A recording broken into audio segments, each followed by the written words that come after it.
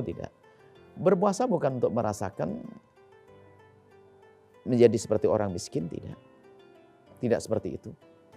Orang melakukan puasa itu adalah dalam irama patuh kepada Allah Subhanahu wa taala.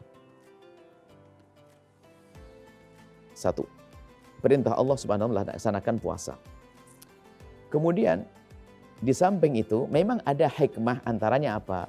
Biar kita bisa ikut merasakan orang miskin sehingga kita bisa berkasih sayang pada mereka. Bisa saja itu disebut sebagai hikmah, tapi bukan untuk itu. Bukan orang miskin hanya sekedar kita rasakan, akan tapi untuk kita bantu mereka. Bukan sekedar kita merasakan, ada orang ikut merasakan lapar, tapi tidak tumbuh hatinya. Ulama menyebutkan hikmahnya adalah, hikmahnya itu bukan sebuah tujuan.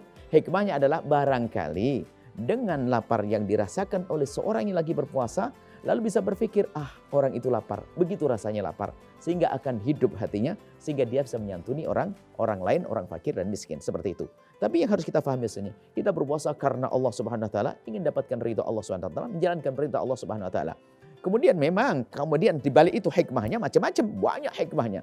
Untuk kesehatan, untuk bisa mengerti bagaimana kita memerangi hawa nafsu. Termasuk di antaranya disebutkan para ulama adalah hikmahnya adalah biar kita juga tahu rasanya orang lapar. Tapi orang kaya pun biarpun tidak berpuasa pernah merasakan lapar kok.